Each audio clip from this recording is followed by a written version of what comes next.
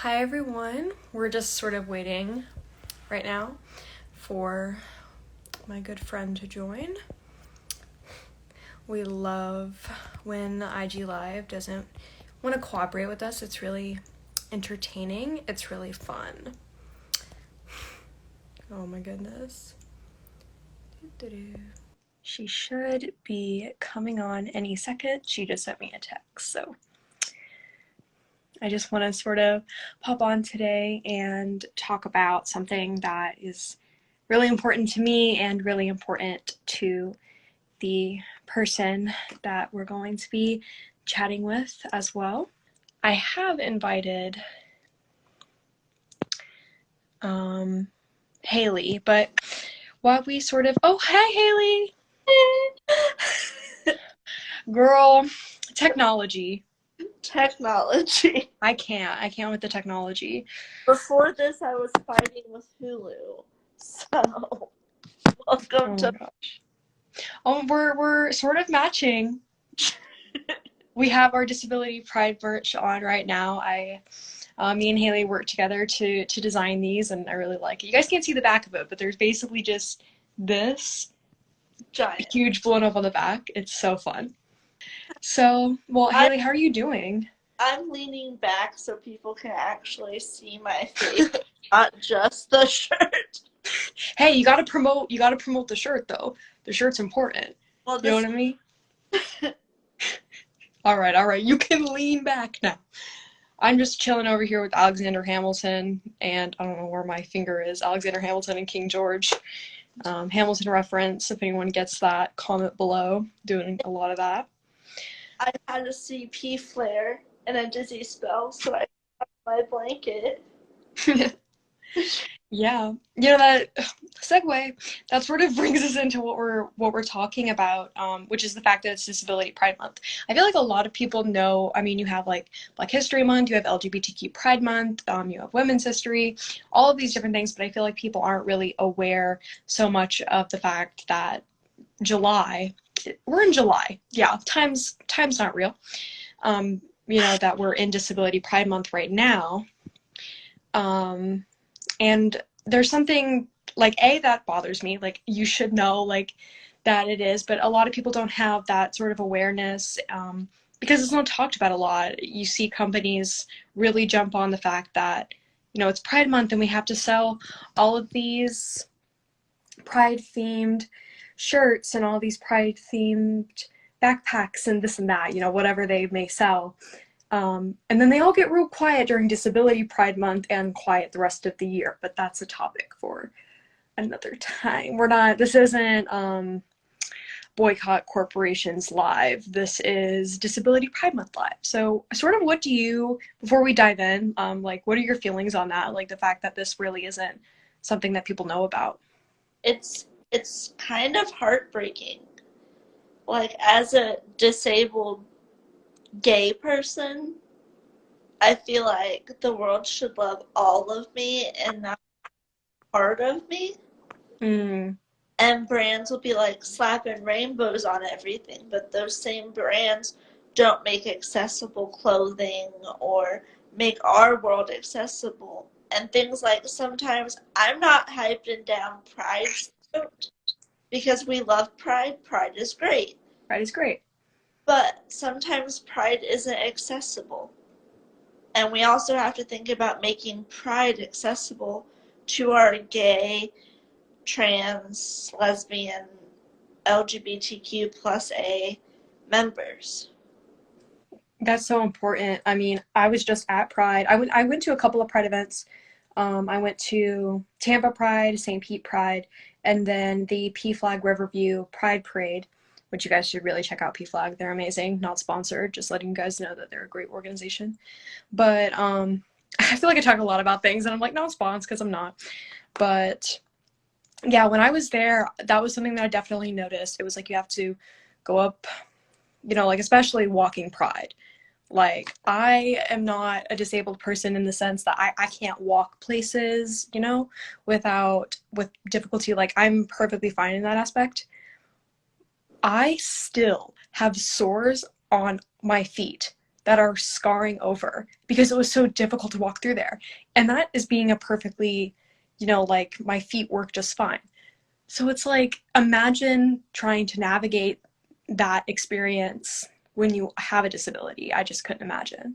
Imagine, I use a walker. I'm an ambulatory walker user, and I use a cane when I leave my house. For those of you who don't know. Imagine trying to go through Tampa Pride with a walker. Yeah, there's really not a lot of room. I mean, it's packed, and it's rough terrain. It's the road. They do it in the middle of the road. But Pride should be something that's more accessible. Like I said, we love Pride. We stand Pride. But there are a million ways we could make Pride more accessible and 100%. better for our LGBTQIA members. Yeah, and we could probably do a whole nother live on the fact that even in the LGBTQ community, people are like segmented. It's like, it's still a very Eurocentric community, and that's something that needs to be changed. I know I shouldn't be talking about that. I am white. I have no room to speak on that subject, but I know it's a thing based on what I have been told and what I have read. But yeah, anyways, we're here to talk about what we can speak on. And that is sort of from your perspective, having a disability, CP, and for me, having chronic illness and chronic condition that can sometimes limit my ability or limit my energy or things like that. So for those of you who don't know, I'm doing this off my personal account, but I'm actually a Humanity Rising leader, and I also am the founder of the Community Advocates for LGBTQ Mental Health. All of those links are in my bio. I highly recommend you definitely follow CALM and obviously Humanity Rising. But yeah, so I just wanted to jump on today and sort of talk about this topic with Haley. And Haley, why don't you just go ahead and give a brief overview? So Oh, you are upside down. I kind of tilted my phone because You said I'm sideways. you know what? We're just gonna do this. All right, go ahead. I'm Haley. I'm the disabled person. I have cerebral palsy, moderate cerebral palsy, and I am the project manager of Volunteer Humanity. So that's cool. Carys is my boss. I am your boss, but I am your friend first. I know it feels like, like in any corporate setting, it's like, I'm your boss first and your friend. Like, no, I'm your friend first. Like, let's be relaxed, guys. Oh my God, we need to just knock it off topic. We need to stay on topic. Speaking of the topic, obviously we're talking about Disability Pride Month, but more specifically, we're talking about our personal experiences, for you with disability, for me with chronic conditions, diving into things like awareness and representation and inclusivity, especially for the LGBTQ community. And this topic is like so close to my heart, and it's just so important in general. I mean, obviously it should be talked about outside of Disability Pride Month, but we thought it would be a good opportunity to do it during this month because, like we said earlier, people don't know it exists. So I know you had some things that you wanted to share on the live, sort of about the prevalence of disabilities. So I think a lot of people don't realize that there are disabled people in this world. And I don't know how many of you be watching Netflix, but there's a great show by this guy called Ryan O'Cornell, I believe. And he created a memoir. He's a gay man with cerebral palsy. And he created a memoir called I'm Special and 20 Other Lies that you think in your 20 somethings and that we tell ourselves. And it was just kind of like, and then I watched the show on Netflix special. And as a gay person with cerebral palsy, all I did the whole show was laugh. He was like, I got a hot physical therapist. I was like, gee, I wish. When your physical therapist is a 9.1, but they're also your physical therapist. Me joke about it all the time. She'll be like, did you get a hot doctor this time? And I'm like, no, Mom. You rarely do. You rarely do. Sometimes you're like, maybe I should just compromise for the money. Anyways, off topic. Um, off But topic. we don't realize that a lot of our celebrities that we look up to have disabilities or chronic conditions. The gay stan of them all, Lady Gaga, is Mm-hmm. Lady Gaga has fibromyalgia, people. Selena Gomez has lupus. Like, they are around us. Read about their conditions. Learn that the celebrities you love also this a month is important too. They just no one really speaks out about this because it's just disabled people. You know what came to my mind, especially when you were going over some of those celebrities? I'm like, something that really comes up is if you are LGBTQ and you're a celebrity, and at least in America, I know in some countries, if you're LGBTQ and a celebrity, that's not a great combination. Let's take the entire K-pop industry for another podcast, for another live. But in America, I feel like it's definitely something that's more celebrated. Like Little Nas X, like it's celebrated. Um, why am I blanking? A lot of other people. Brendan Urie is bisexual. That's another one who's celebrated. So there's a lot of different So celebrities who are LGBTQ where we're like, yes, but then they also have disabilities and they don't talk about those because it's not romanticized like being LGBTQ is.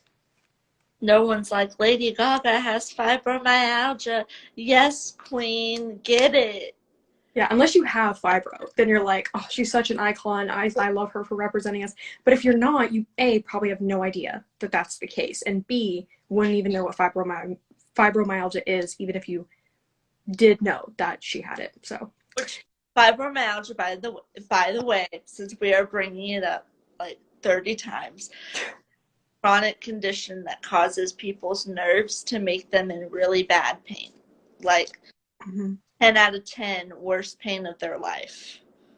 Yeah, my And my mom suffers from fibromyalgia, so they just have to, and it's every day, and they just put a mask on and pretend everything's normal.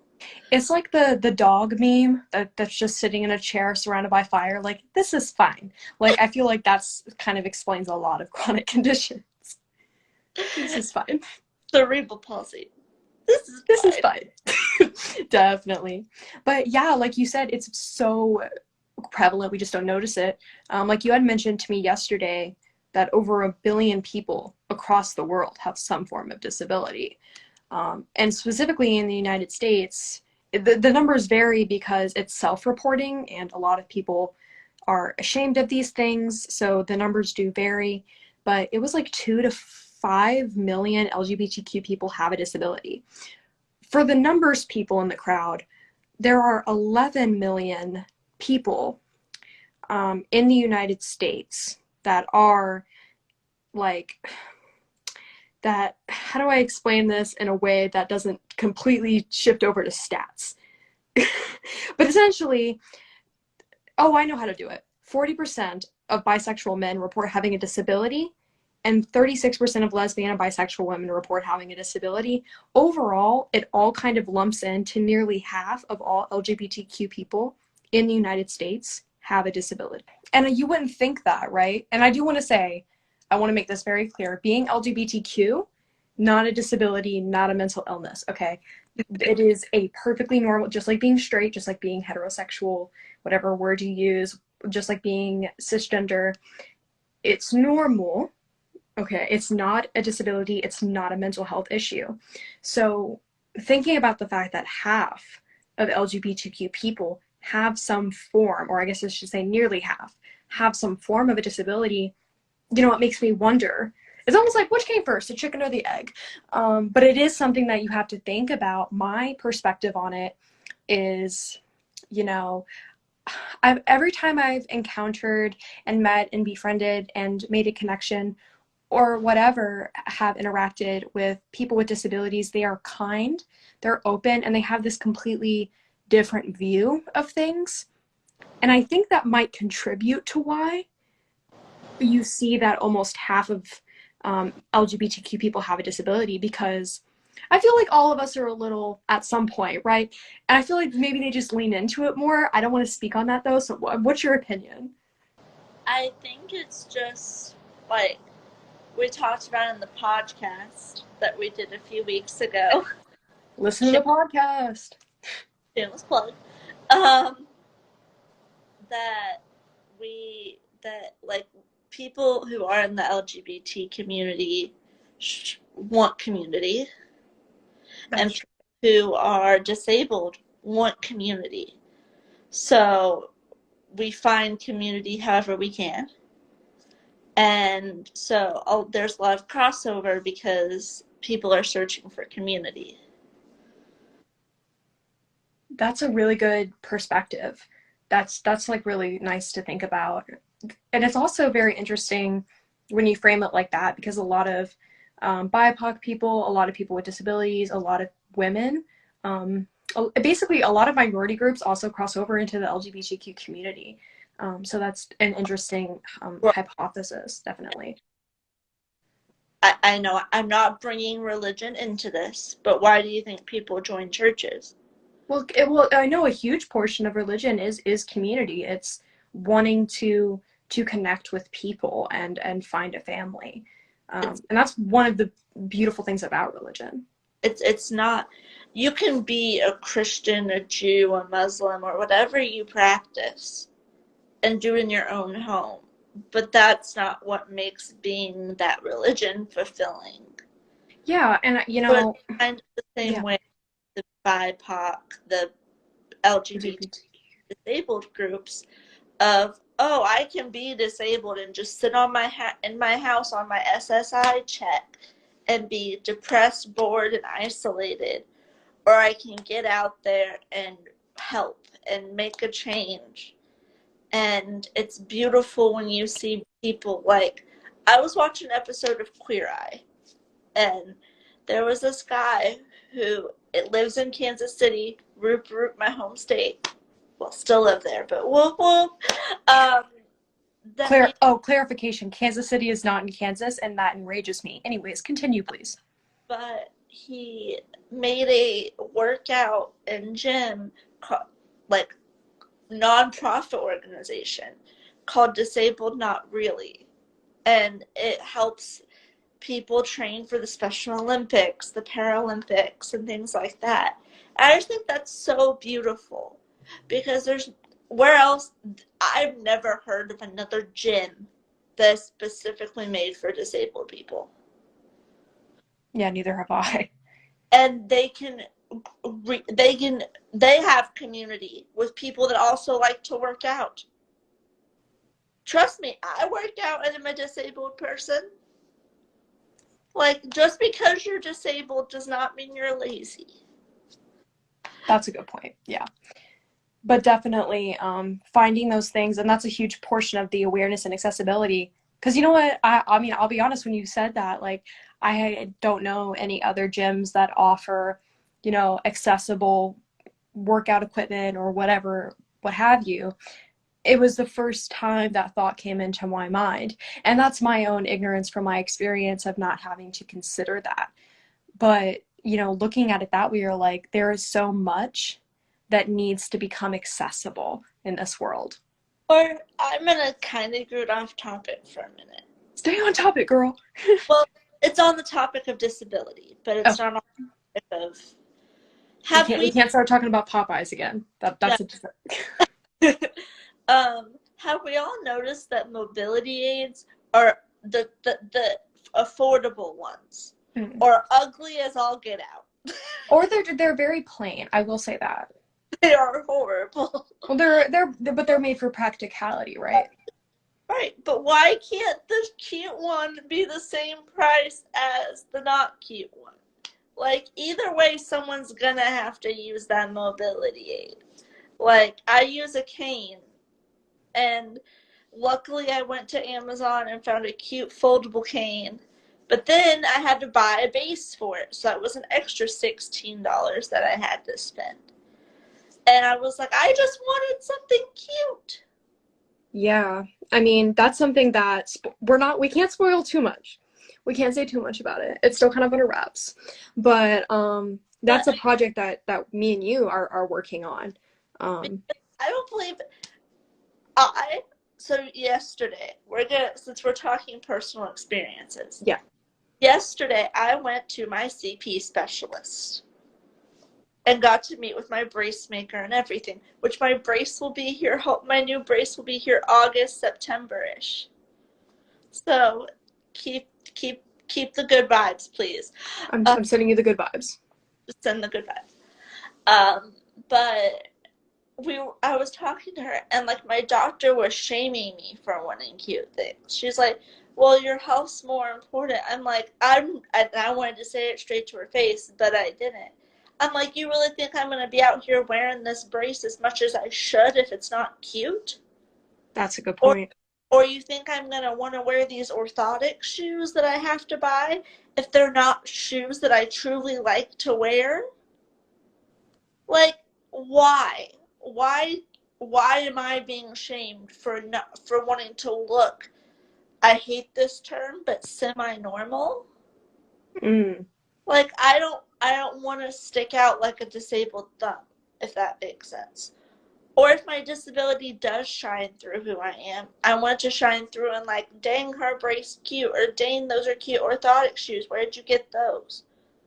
You know, Yeah, I mean, it's a feeling of empowerment. It's a feeling of, you know, being treated like anyone else. I mean, we go out and we are complimented on, whatever. I mean, you go out, you get compliments on the shirt, right? the fit. The fit. So why can't you be complimented on, your walker, your wheelchair, or what have you? That's a good point. Because as a disabled person, that's just your mobility aids are an extension of yourself. Also, why do we not, and I'm going to say this in the most delicate way possible, why do we not see hot people who are disabled in the media?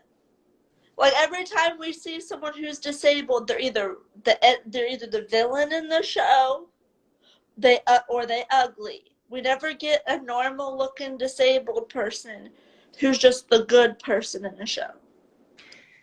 Yeah, and that's a total lack of representation in media, and that's a huge problem, especially when it comes to like awareness and seeing disabled people as equals. That's something that the LGBTQ community struggled with for a long time. Like something like, oh, they were, what's the word I want to use in this situation? Like, I guess villain's a good word.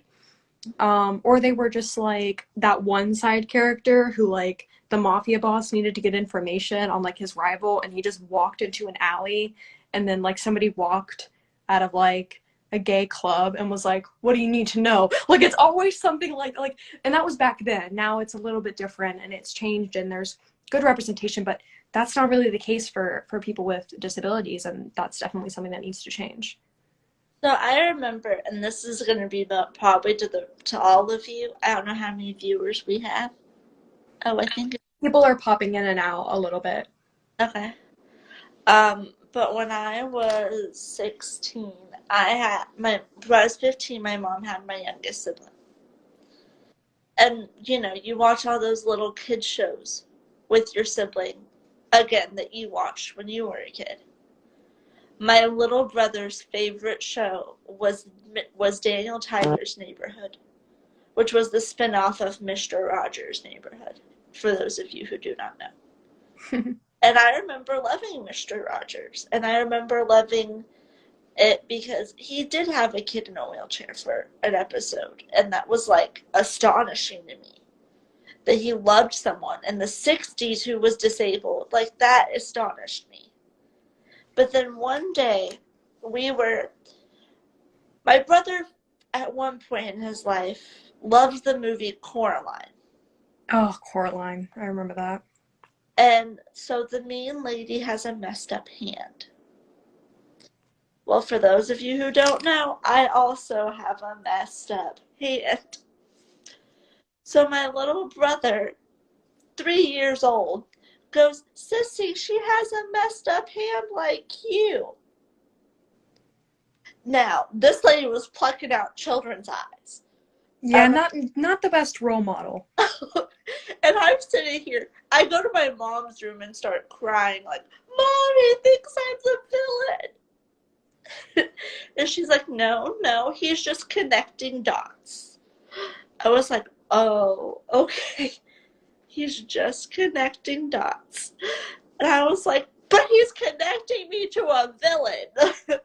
Yeah, I can't like, and that's like people. I feel like people do wonder, like, well, why is media representation important? That's why. That right there, that is why. It's not just because we're, you know, being picky or finding things wrong. It's like this is an actual thing that, you know, not only makes an impression on young people, but impacts people who are then on the receiving end of that impression. But then on the opposite side of the spectrum, one night we were sitting down watching his favorite show, Daniel Tiger, and there was a little girl that came out in a walker. And it was Daniel's best friend. I forget what her name is because my little brother's 8 now. But she came out with canes or a walker, some kind of mobility aid. And Daniel treated her just the same as he treated the rest of his other friends. I know Haley's talking about a kid's show. She's 3. But it made an impact on me. It was like, finally, I know that if and when I have kids, there's going to be shows like Daniel Tiger that celebrate disabilities. And that, for me, warmed my heart. That's me, Haley. Sorry, girl. I gotta do the promos. You can't not do it because I really am curious. Because I don't. We speak from our experience, but I'm curious about anyone who's watching. Like, if you have any questions about anything Haley is talking about, or anything that we've talked about so far, or anything that you'd personally like to share, just remember those comment sections are open for you, and we'll answer anything as long as it's not too invasive. Like, what's your social security number? Like, we're probably not going to answer that, but we can try and answer other questions. Share about my disability. It's what I do, actually. And there will be a blog post about Haley's disability and being gay at some point in the near future. We're ready for that. Yeah, and So, her blog will be posted on www.thecomblog.com. Miss will but know. but we also have the situations like, remember when we were talking about Forever 21? Yes, I do. So Carys here loves Forever 21. Like, loves it. And I was telling her, I will not shop at Forever 21. And she's like, "Why? It's like cute clothes. Like, you didn't think anything of it." Until I told her my Forever 21 horror story. So Let's me, hear it. Let's repeat it. me and my sister's 6 years older than me, went to go pick me out a cute homecoming dress because everyone wants to be cute on homecoming. Mm-hmm. All right. Okay. And we go to the dressing room, and I have like 5 little dresses that I've picked out for homecoming, just like on hangers. And I'm excited because I'm like, I get to be a fairy princess. Like, I was hype. And this lady, this Karen, we'll call her Karen. If any of you are named Karen, we sincerely apologize. We're not talking about you.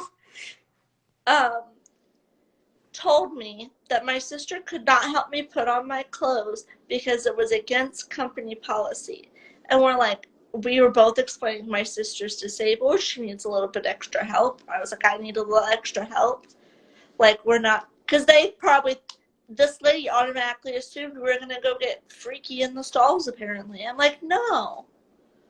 I just want help getting in and out of dresses so the people behind me don't have to wait an extra 30 minutes. So then my sister's like, "You know what, Haley?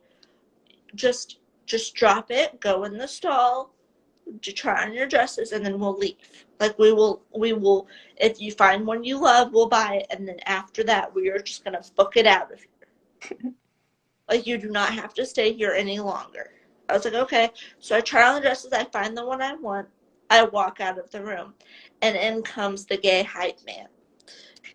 I'd almost forgotten this portion of the story. How could I forget? There's always one.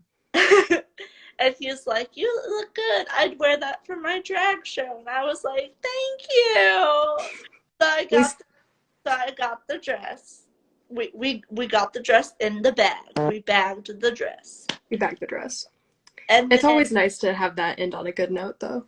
And then, but then we come home and we tell my mom the Forever 21 horror story.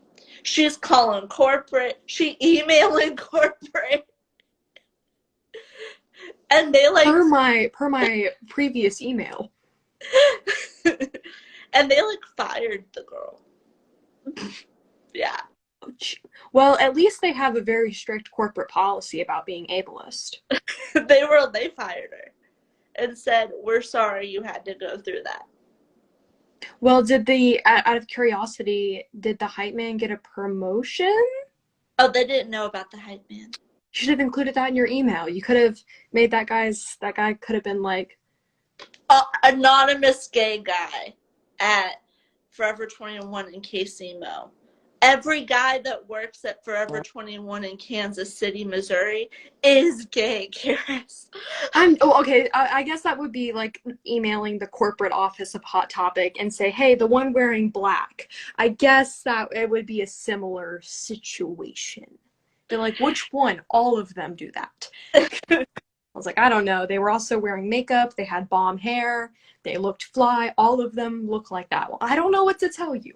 Their name was probably Tiffany. But you know what? I know. Yeah, definitely. Or like, I live in a small town where they're just now wanting to make the town accessible. And like, I can only go to half the businesses with my walker right now because they all have those old small town like step ups. And I can't go up an old town step up with my walker. So I have to decide, am I gonna not bring my walker in? Which, by the way, when you don't bring your walker into a place as a person who uses a walker, it feels like leaving your wallet outside. Like you the whole time are staring out the window, making sure people aren't stealing your walker. Because yes, people also touch, steal, and violate people's mobility aids. And if you want to hear more about that rage, ask Carys. Yeah, we had a nice long conversation about that, and we can basically sum up that conversation in one sentence, which is, do not touch people's wheelchair. As calmly as I can possibly say it.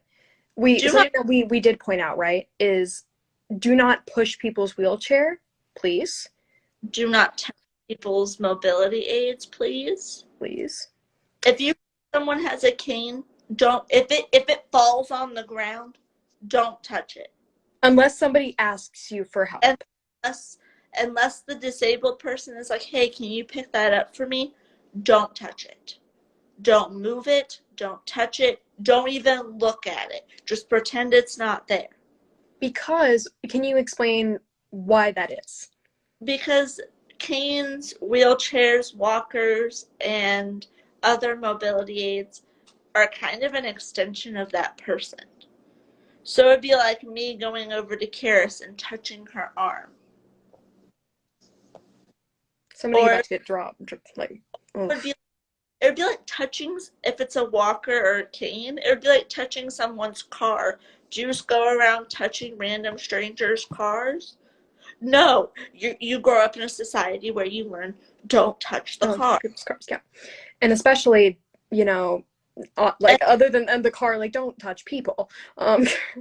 Someone's wheelchair is like, hey, I know you can't push yourself because you're obviously in this chair. My friends, do you know how much effort people with disabilities go into to strengthen their arms so they can push their chair? Yeah, that's something that people don't like. Wheelchairs have handles so people can push them if need be, but a lot of people who are in wheelchairs can push themselves.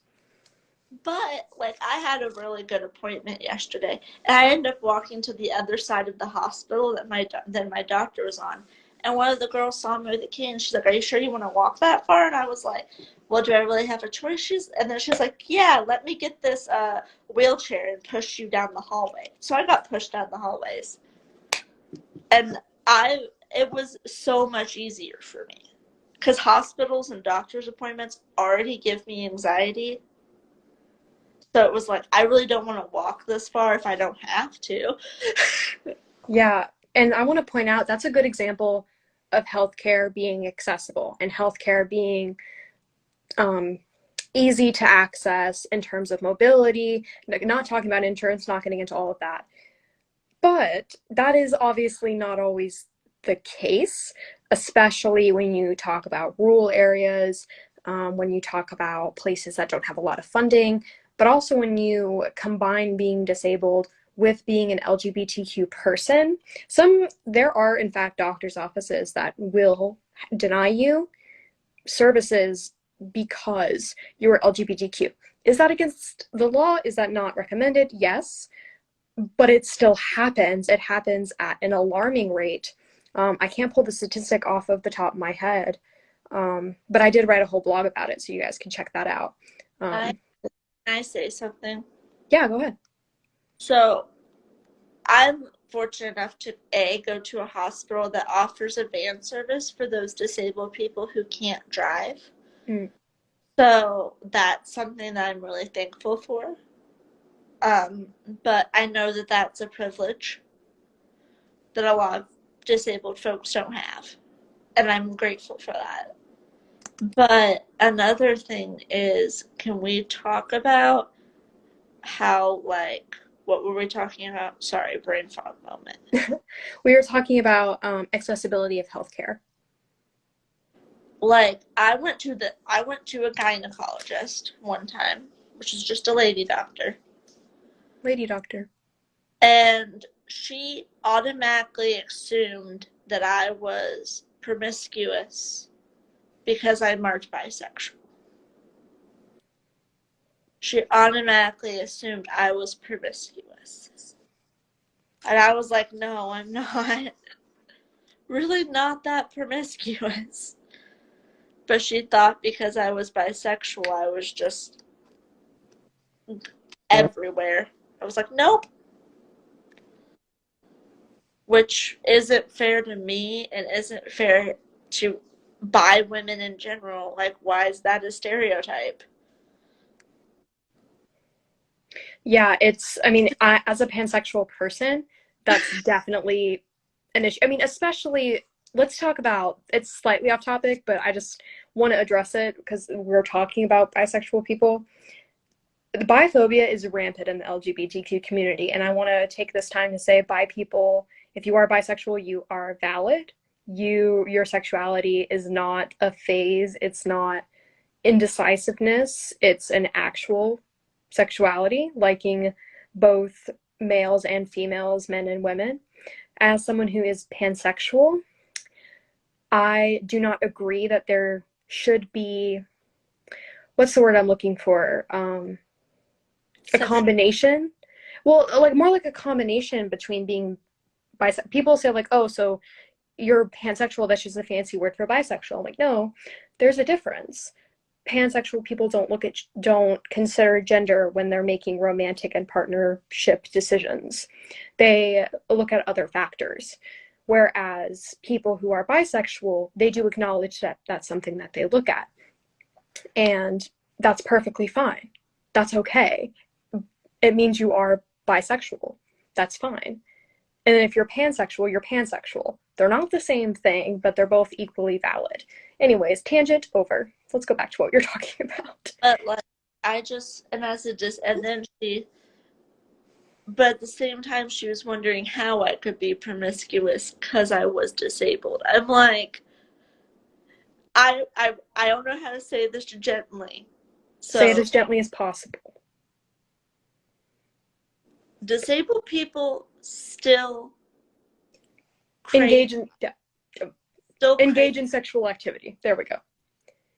Like, this idea that we just sit at home in one spot and do nothing like a vegetable, I think is hilarious.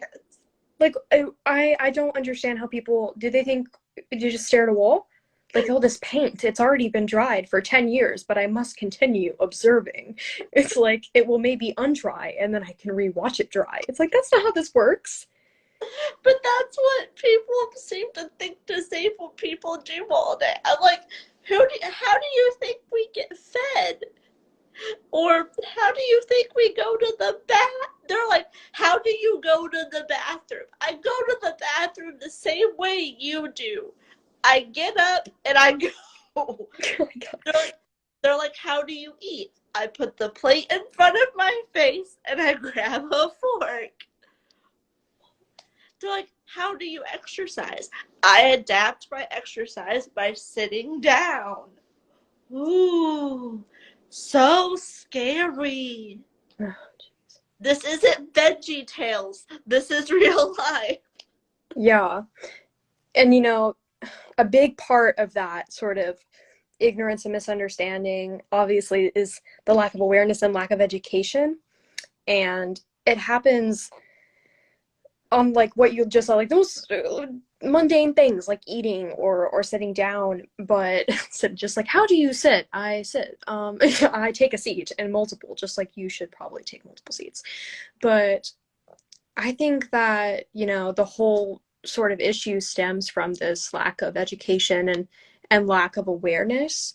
And I'm curious, like, what sort of solutions do you think there are? Like, how can people, or how can institutions, or how can schools or a doctor's office, like, sort of help solve that problem? I think one, just being like, I love my doctor because my doctor knows I have CP, but she never thinks my chronic pain or anything is just me in my head. A lot of times you go to a doctor, like, oh, oh, you have cerebral palsy and chronic pain. Okay, your chronic pain is anxiety. Yeah, or your shoulders are hunched because you're depressed. No, my shoulders are hunched because I have a pinched nerves or shoulder blade that needs muscle relaxant shot into it every 3 months. And a brace to bring me up like this so I'm not like this. It's not from me slouching. It's because I have cerebral palsy. Or I love when I had a doctor say cerebral palsy doesn't get worse. Like, no, metaphorically it can't get worse. It's brain damage. Yeah. But the effects of cerebral palsy for sure can get worse. My pain gets worse every day.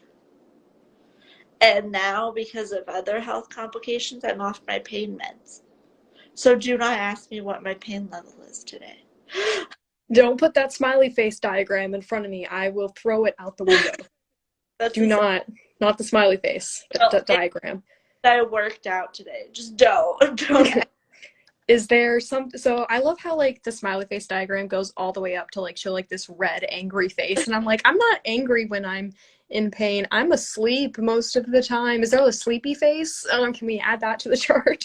Or I like how they, like you said, they're like rate your pain 1 through 10. I'm like, well, I'm always sitting at -6. Mm-hmm. 6 might be some people's 8 or some people's 10. Like, I live every day in pain. And and then people are like, well, you have chronic pain. You talk about your pain, and I'm like, I don't tell you, I only tell you when I'm in bad pain. If I told you every time I was in pain, you would hear nothing else out of my mouth. Except for I'm in pain, I'm in pain, I'm in pain. This hurts, that hurts. Like, I couldn't complain I was fatigued or all the other symptoms cerebral palsy brings on. Like dizziness, brain fog, fatigue, which these are a lot of disability symptoms. Yeah, And pretty blanket overall, yeah. um and disabilities can cause other health conditions, which I thought was hilarious. Yeah, it's My like a doc domino effect. Yeah, my doctor's like, well, now you have high blood pressure. And I was like, how do I have high blood pressure? Oh, yeah, I'm in chronic pain, and all I do is smile to cover it up with very nice feelings. Yeah, you make such a good point in that situation because I don't have a disability, but I have chronic condition. So I, sorry, I'm saying wait for somebody. I have irritable bowel syndrome or IBS. Currently, it's diagnosed as IBS-C. Um, but there are different variations. It's actually a pretty common condition, even if you don't know you have it. A lot of people do. I have what it's technically, it has two names. There's a redundant colon and then there's a torturous colon. I like that one. It's more spicy. It's a little bit more fun to say. So I will say that.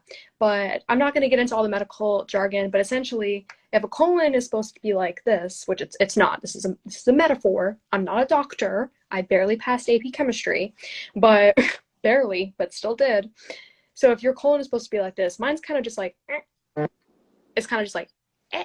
So anyways, that's sort of my situation. And then I am currently undergoing specialist after doctor's appointments and more tests, looking for other things due to other symptoms that aren't really related to what I've already been diagnosed with.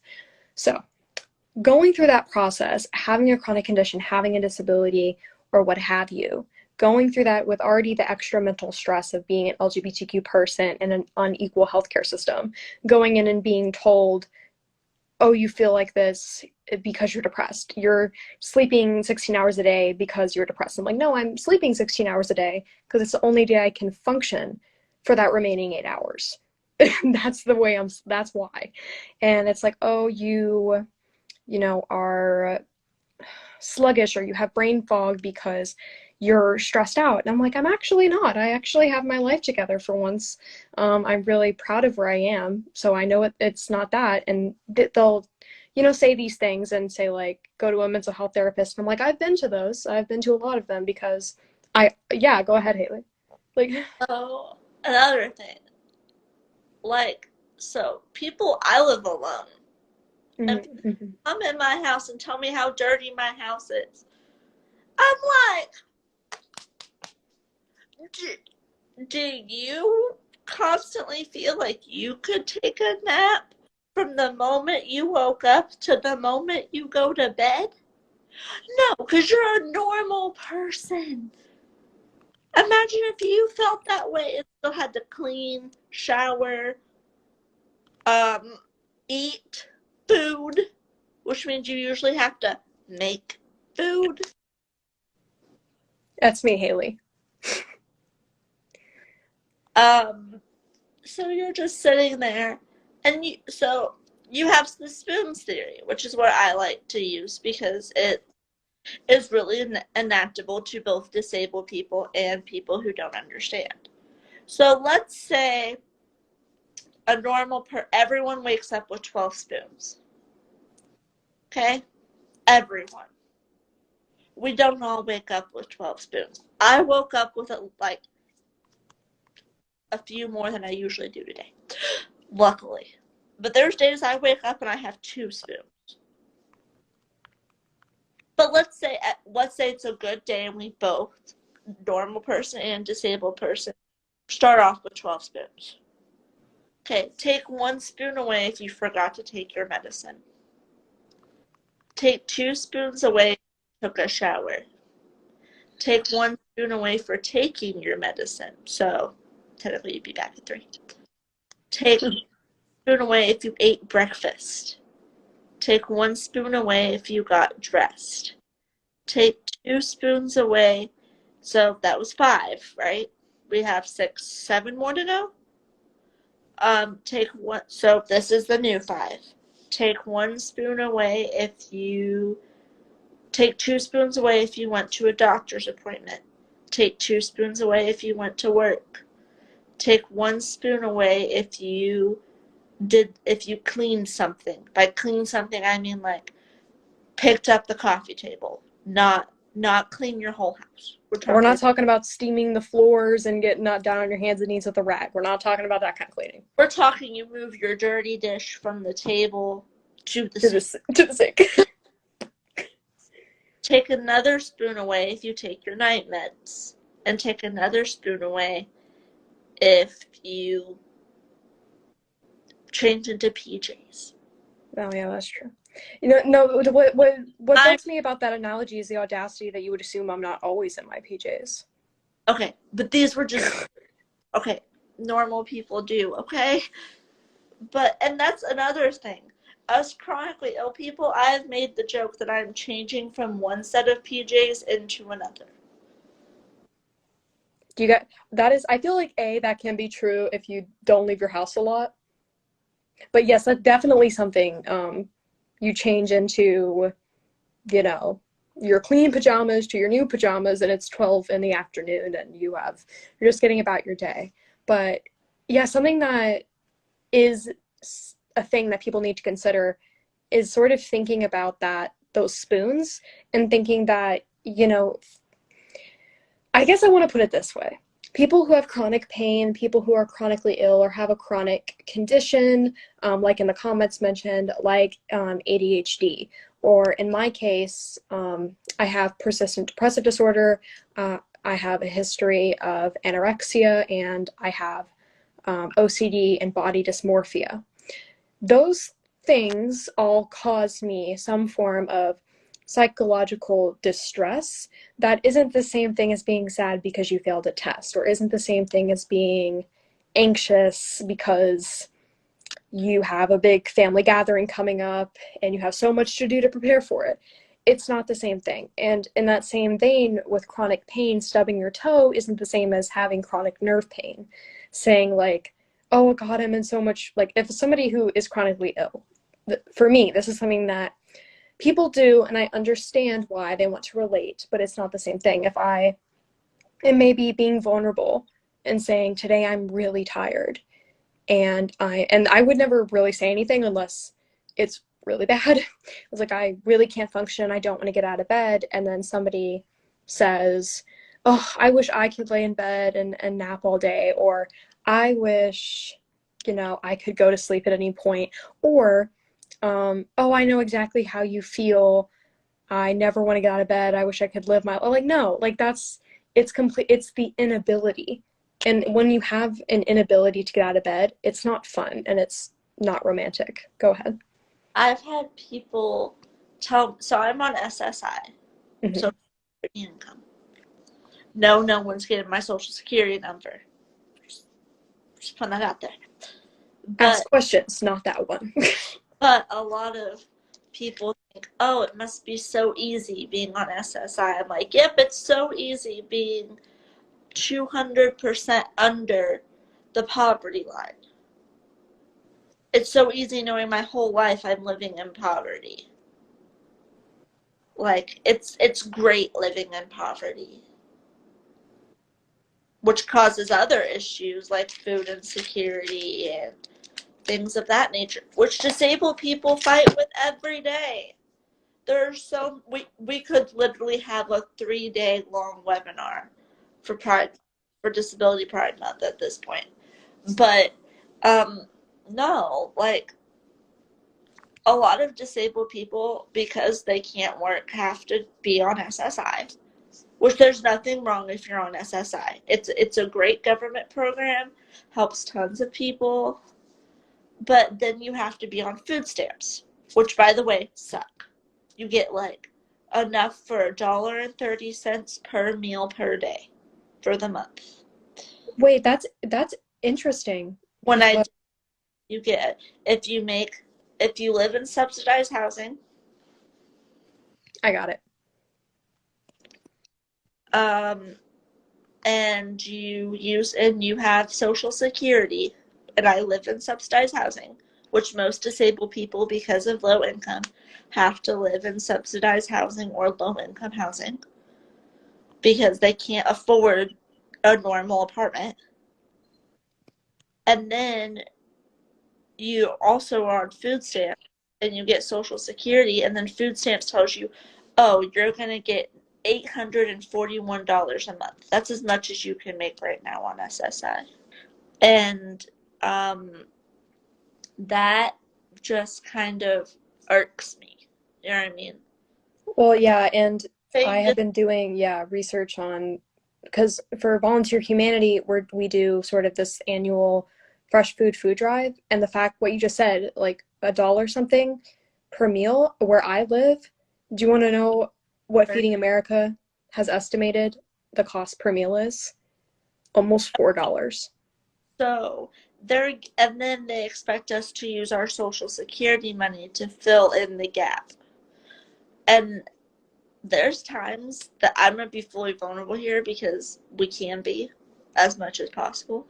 There's times people who are low income live paycheck to paycheck. It's constantly living paycheck to paycheck. You don't get to really save when you're on SSI. And I hate when people are like, well, I just love to be on SSI. No, I'm pretty sure you don't want to live in Section 8 the rest of your life. I'm pretty sure you don't want to have to budget so strictly for your life.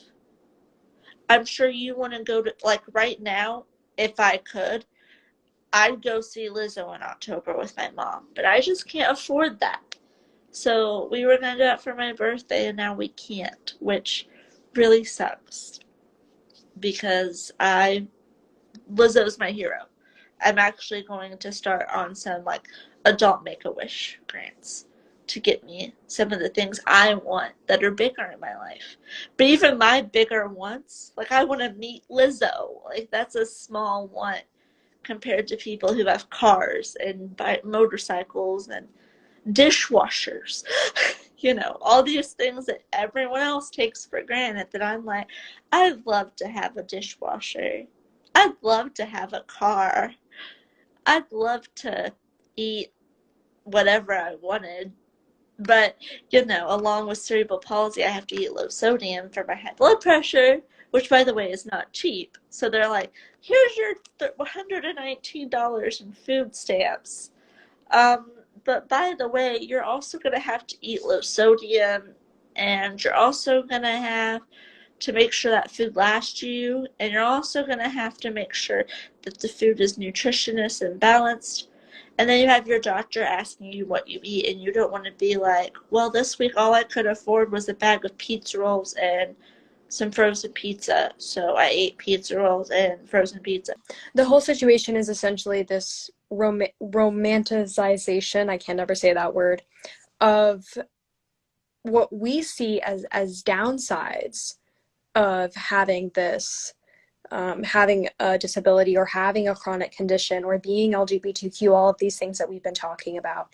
And it's not something to look at and go, oh, I can relate to that, if you truly cannot relate to it. But other than trying to relate, other than romanticizing, there's a lot of other things that you can do to be supportive. Things like, obviously everyone who's watching is being supportive, and we really appreciate everyone who was able to come by today. We also have a lot of different ways everyone else can get involved. Haley's pointing at her shirt. We have a really exciting opportunity. I'm wearing this super comfortable disability pride hoodie. She's wearing her super comfortable disability pride shirt. We have a bunch of other stuff. Just so we can pick these shirts up, are the most comfortable shirt you will ever wear. I will be honest, because we focus on the design methods. When I got this in and I put it on, I was like, this is the softest thing I've ever worn. And I know it's mine, but like, I honestly, this is the softest thing I have. Anyways, but that will be in my bio if you guys want that. And you're like, well, why should I? Let me tell you. my nonprofit is essentially trying to get involved and solve some of these issues. And one of the projects that we're working on is known as, go ahead, why don't you talk about it? It's kind of your project. So we're just gonna kind of spoil it, but not Don't spoil. spoil all of it. We have to keep it So, under wraps. okay. We are called Disabled Not Unable. And there's going to be multiple parts of this project, but right now we're working on some really exciting stuff to hopefully make being disabled a little bit more sassy. A little bit more fun, injecting a little more personality into certain things. Yeah. But there will be multiple parts of this project, so I'll be looking for people to help with that come late September, October time. Yeah, early October, late September is when we're probably going to be reaching out to everyone, and announcing certain parts of the big project in a really fun announcement that I can't wait for. But yeah, and every single cent, every single dollar that's used to purchase Pride merch, which we have more than these. These are just our favorites because we can't get over a rainbow wheelchair. It's just, there's so many funny things about it and it's so cool. But anyways, all of it goes to that project and only that project, and to further it and to make it have the biggest impact as possible. Oh, I think, okay. Hi, Haley. I think we're getting the back. Are we getting the back? Is she showing the, yes, I love it. The back is amazing. I mean, yeah, I designed it. So. But anyways, We designed it. we designed it. Yeah, so there's a lot of different opportunities. If you do have a chronic condition or you are somebody with a disability, you can share your story on our podcast or the blog, and I'd really love to have that. If you guys want to follow us, we are at the.com.blog right here on Instagram. All of my information and all of the things I'm involved with are in my bio. I don't know how I fit it in there, but I did. And that's sort of all of the plugs that I have and all of the things we wanted to share with you. Somebody in the comments wants to play us out on piano, so I'm excited for that. I am actually kind of really interested in how this is gonna work. So I'm going to try and give this person access to see, let us hear a little bit.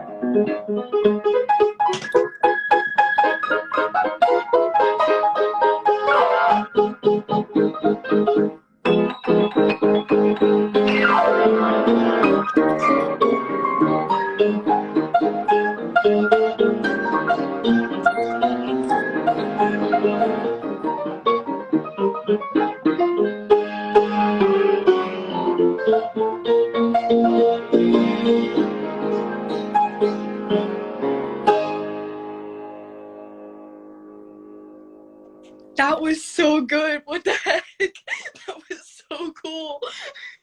Thank you. Oh my gosh, thank you so much for playing us out. Of course. Oh my goodness. Is there anything that you want to say to anybody, or anything you want to plug while you're on? Or what you thought of the live? No, not really. All right. Well, thank you so much. Of course. Oh my goodness. All right, and that is all we have for today's live. Thank you so much for everyone who popped in and out and got to join. So we will see you guys on the next live, which hopefully will be very soon. Bye, everyone. Bye. Bye.